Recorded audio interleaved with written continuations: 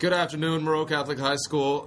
For all of you that didn't know, that was the fanfare from Final Fantasy VII. Right, it was 7. I noticed the version. Anyway. Very nice. That's just to prove the fact that we are winners. And nerds. Yep, just like Charlie Sheen, minus the nerds.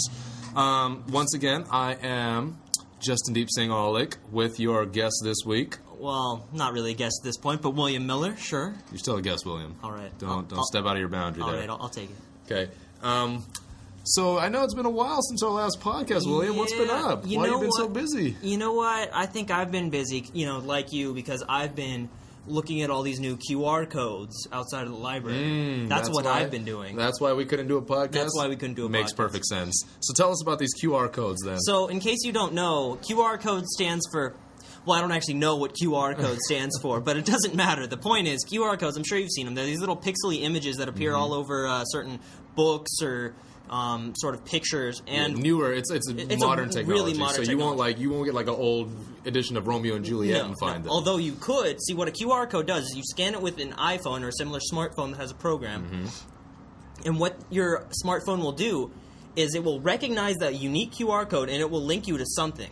So if it could be whatever the... Something like what? Like a picture or a movie? It could be a picture, it could be a movie, it could be an audio file. It's whatever is that person that QR code links to. So, for instance, if there was one outside of the library, I think there's one on a couple of books. It'll give you a dramatic reading of the book. Oh, okay. It'll give you more information on the author. Now, do you have to stay there and listen to it, or when you scan it, you can leave and then... That's the magic, Justin. You just take a quick little snapshot, your phone says, all right, I got it, and you can go off and do whatever. Wow. That's, technology, man. Wow, okay, that's great. Wow, that's really nice. So what else is going on this week in the library?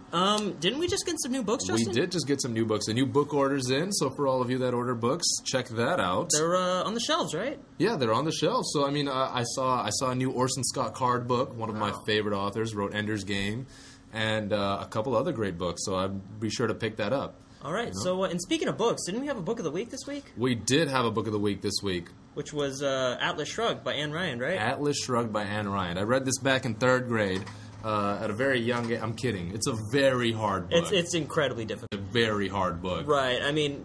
It's kind of like how Tom Sawyer, you wonder why everybody only remembers the white picket fence painting, because it's as far as anyone got. Yeah, that's the only thing that people remember from that book. You know what I mean? But, the entire book is about, like, the philosophy of man with greed and, like, the human nature.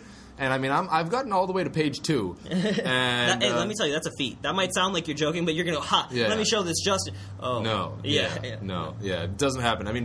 From what I've read, the book is just, and I've actually gotten farther than page 2, so I'm not. We're joking here, right? But from what I've read, the book is just fascinating. Now, it's not like incredibly exciting. We're not looking at like you're not gonna have a grand adventure. You know what I mean? It's not like Lord of the Rings here, but it's like the ideas presented. Some of them might blow your mind. Yeah, they might, and they'll just leave you thinking long after you finish this book. You know what I mean? Which I haven't even done. It's a long book. Right, it's a very long book, and it's very deep, and it can be a really difficult read. But it's one of those ones that the more you get into it, the more you'll appreciate it. So you know what? To make it easier for you, we'll make this the book of 2 weeks.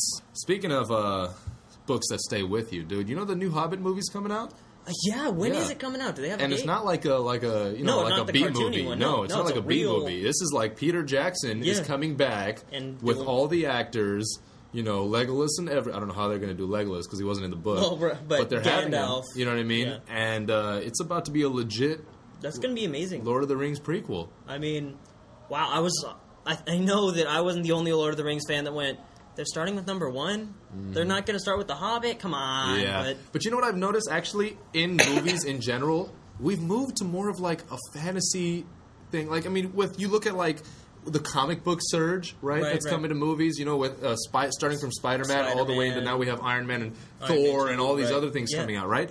And then you have Lord of the Rings, which, completely swept the Academy Awards. And you have things like, Inception and this and that. Movies are becoming so much more like fantasy, sub-reality, surreal, you know what I mean? whereas back in the day, you had movies like Pulp Fiction, that were legends, but they're just gritty, kind of down to reality, realistic movies. I see what you mean there. I mean, heck, even look at the latest Batman movie. That one was very down and gritty to earth. You know what I mean? In the past movies, he was some sort of god like Superman, but no, in the latest ones, he's a very human person. Mm-hmm. Yeah. So I mean, I just thought that was interesting. It is very interesting. Okay. I mean, it's cool to note. All right, so that's about it for this week's Library Podcast. Real quick, the real reason we didn't do a podcast is because we're incredibly lazy.